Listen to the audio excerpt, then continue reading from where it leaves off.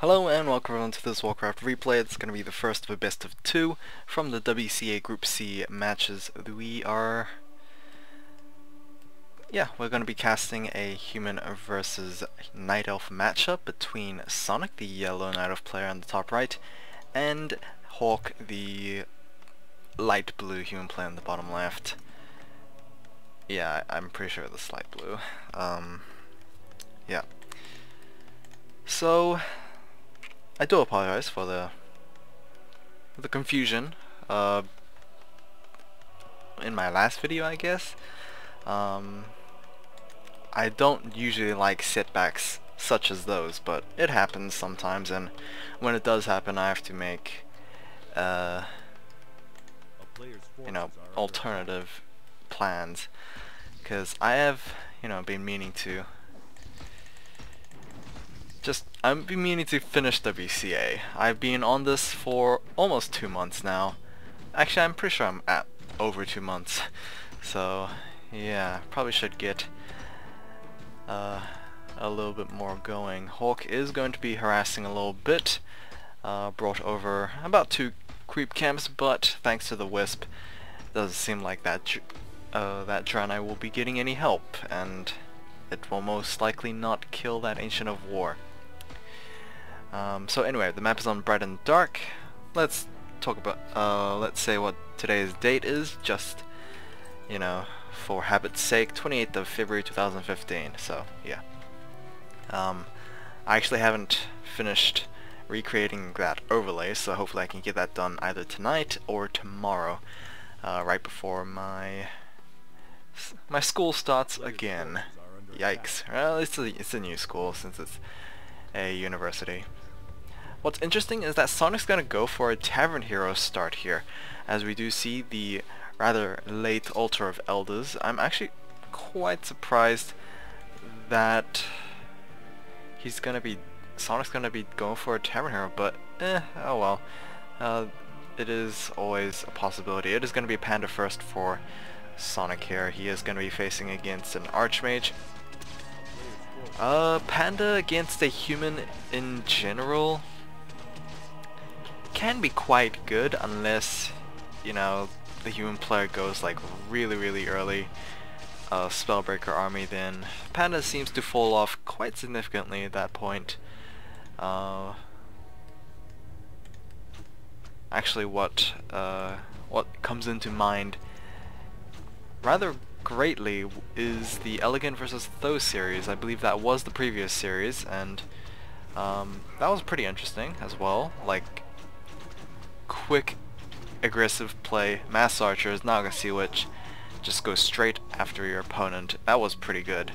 And of course it didn't have much faults in the mid game as well, except for the fact that maybe archers are not, that great to bring them along to that mid game, but other than that, yeah, Naga Sea Witch could have done pretty well, as Fault Lining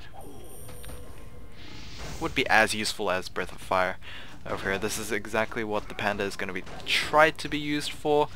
Hopefully his huge amount of AoE damage will be enough to maybe deter most of the mass footman nonsense away from Hawk, or away from Sonik. Hawk actually picked up a Draenei Disciple that is basically the healer on this side. Meanwhile over here it's a Shadow Priest, I believe. Not a High Priest? Yep, Shadow Priest. Alrighty, so double healer start for Hawk. It's not absolutely necessary, I don't think, for Sonik. I mean, he's probably happy enough with his Fell Beast, which does currently deal chaos damage. Either way, level 3 will be gained for the Panda, and probably for the Archmage as well. Reasonably, I guess it's not reasonably early, it's probably just standard expand timing from Hawk. It does seem like he wants to go for expand before tech. Meanwhile, Sonik is actually not going for an early tech himself. He's going for an early expand, just like his opponent. It could be a little problematic here. Tier 1 Night Elf is not as strong as I guess Tier 1 humans would be. Plus the panda didn't actually go with the Drunken Haze ability, he went for Drunken Brawler. So yeah, that is a little bit of a problem because it doesn't play to the panda's, you know, greatest strengths with all that burst and, well, just amplified damage.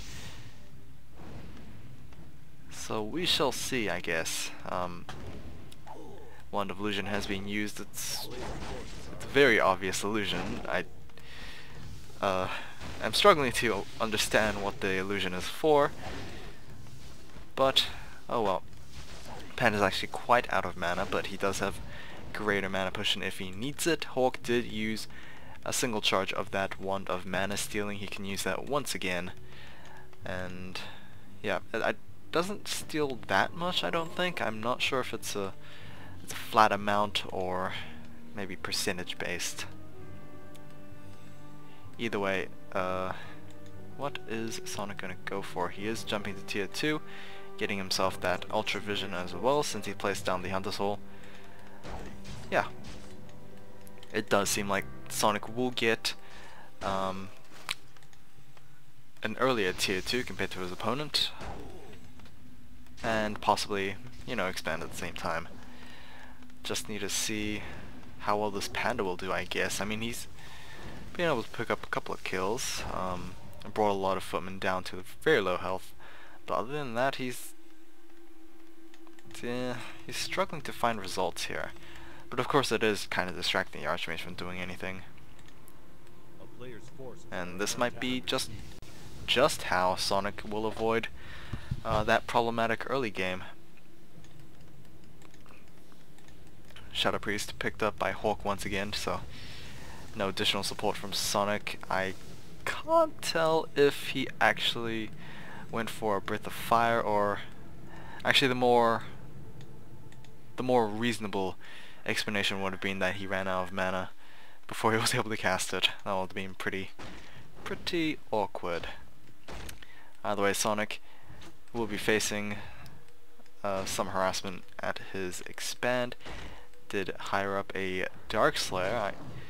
Yeah, I need to remember what these guys actually do. I don't think they have the Howl of Terror. Trying to remember at least.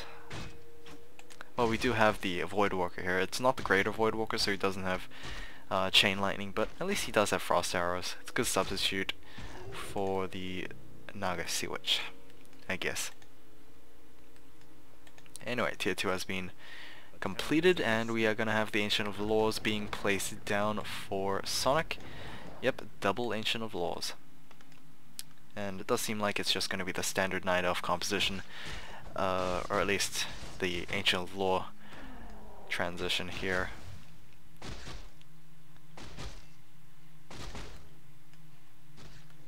Alright, Panda once again using his illusion to tank up most of the, well, at least all of the Arcane Tower's damage, as well as the feedback.